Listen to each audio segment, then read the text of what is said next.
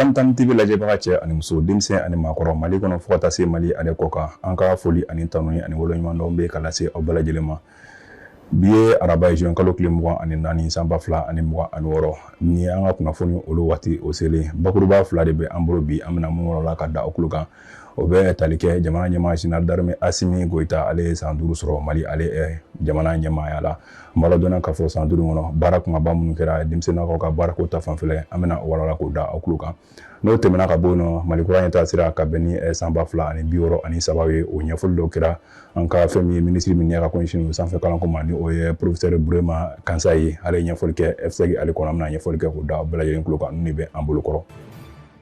I n'a fɔ an y'a fɔ ɲɛna cogo min na bakurubaw la an ka jamana ɲɛmaa Général d'armée Assimi Goïta a san 5 filɛ nin ale kɔni bɛ ɲɛmaa la an ka jamana kɔnɔ kabini san 2021 fo ka na bila san 2026 la o hukumu kɔnɔna sa fɛn min ye baaraba min n'o kɛra an ka jamana kɔnɔ ka se ka ɲɛfɔli kɛ malidenw ye fɛn min sifinnakaw ka baarako ha ka ja jamana yɛrɛ ale baarako hukumu kɔnɔna sa minisiri fila bɔɲɔgɔnko ni o bɛ tali kɛ Umu Salisɛki fo ka taa se Fasun Kulubali la olu kɔni ye fɛn min ye darajɛba kɛ an ka jamana kɔnɔ ka ɲɛfɔli kɛ malidenw ye. Ɲɛfɔli hukumu kɔnɔna sa fɛn min Umu Salisɛki ale y'a yira k'a fɔ jamana ɲɛmaa Général d'armée Assimi Goïta a naani bi cɛ fɛn min ye baara 304 fo ka taa se 615 bɔɲɔgɔnko ko dɔ kɔni sera ka sigi sen kan ka jamana ale yɛrɛ kɔnɔ sifinnakaw ka se ka don baara la. An b'a dɔn k'a fɔ ha ka ja fɛn min ye baara 89,784 bɔɲɔgɔnko ko denmisɛnninnakaw ko olu kɔni formera o la an ka jamana ale kɔnɔ fo ka se ka u don baara kɔnɔ na. An b'a dɔn k'a fɔ fɛn min CFA wari miliyari 2 bɔɲɔgɔnko ko o taara ka o don fɛn min ye baarakɛ yɔrɔ min bɛ an ka jamana kɔnɔ an b'a fɔ o ma ko centre professionnel ka se ka olu ka ɲɛda kura d'olu ma cogo min na fo ka taa se fɛn min ye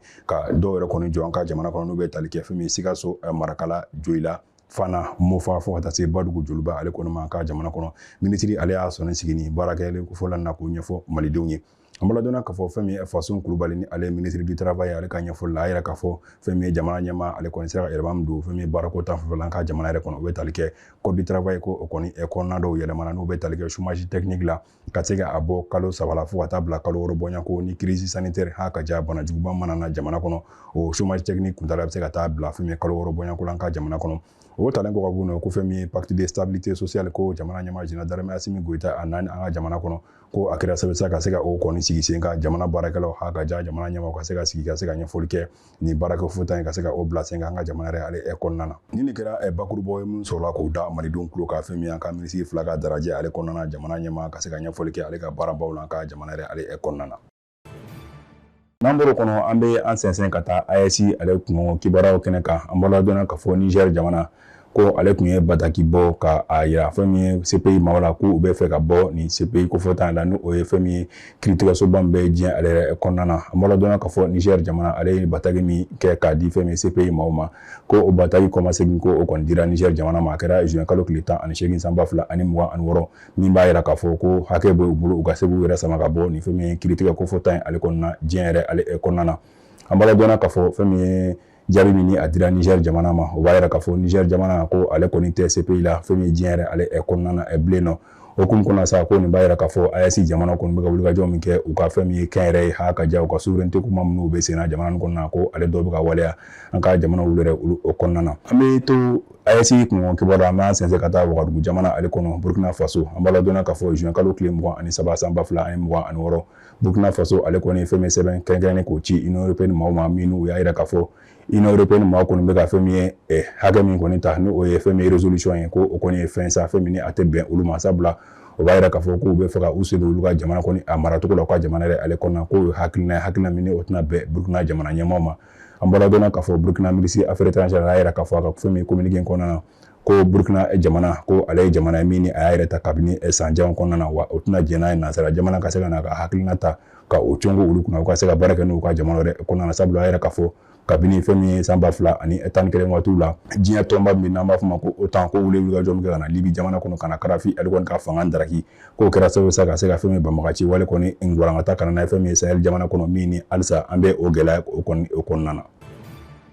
An bɛ an sɛnsɛn ka taa fɛn min sɔrɔ bosoni ko ta fanfɛla la fo ka taa se Mali kura ɲɛtaa sera ka bɛn san 2063 ma ka se ka ɲɛfɔli kɛ sifinnakaw ye ha ka ja ni hakilina bɛ tali kɛ jumɛn de kan lajɛrɛkɛnɛ dɔ kɔni sigira FSEG ale kɔnɔ min ni a ɲɛmaaya tun bɛ fɛn min ye ministre d'État Aluseni Sanu ni o ye sɔrɔ bosoni ministre an ka jamana ale kɔnɔna na.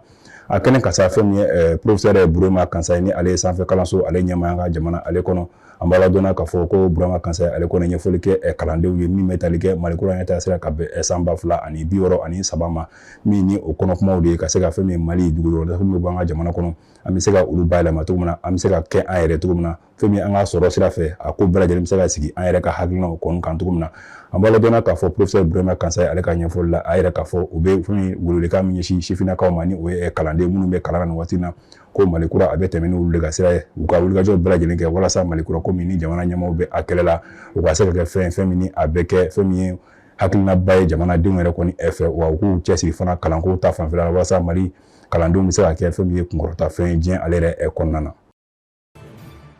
Ka bi kunnafoni ale kun cɛ an bɛ an sɛnsɛn ka taa Bɛlɛdugukaw olu fɛ yen nɔ an b'a ladɔnna k'a fɔ festival di Bɛlɛdugu min ni ale kɔni kun bɛ sen na Kolokani ale marabolo la juin kalo tile 19 ka taa bila juin kalo tile 21 na ko o baaraw kɔni kuncɛra Kolokani ale dugukolo o sanfɛ an b'a ladɔnna k'a fɔ ko ɲinanta ale denfa kun b'an bolo sa o ye fɛn min ye maire n'o ye Madi Fofana ye fo ka taa se a denba ma ni o ye Mariam Bagayogo min ni ale kɔni tɛ maa dogolen seko ale dɔn ko ha ka ja gusunko ta fanfɛla ni o ye fɔli se Bɛlɛdugukaw kɔni fɛ yen nɔ an b'a ladɔnna k'a fɔ fɛn min ye nin 12e édition min ni a kɛra Bɛlɛdugukaw fɛ yen nɔ ko a kɛra muɲan ha ka ja sewa kɔni bɛɛ lajɛlen kɔnɔna sabula Bɛlɛduguka cɛ ani muso denmisɛnnin maakɔrɔ bɛɛ lajɛlen kɔni yanga ni festival ko tan ale la Bɛlɛdugu jamana ale kɔnɔna na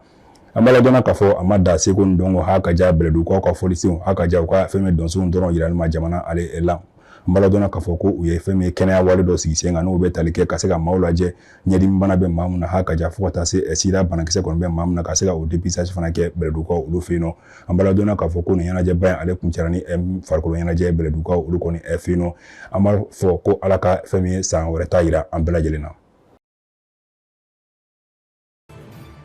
Ni kunnafoni de bɛ dansigi an ka bi kunnafoni na an ye min sɔrɔ ka da aw tulo kan an bɛ aw fo aw ni ce aw ka danaya da la Tam Tam TV ale sanfɛ.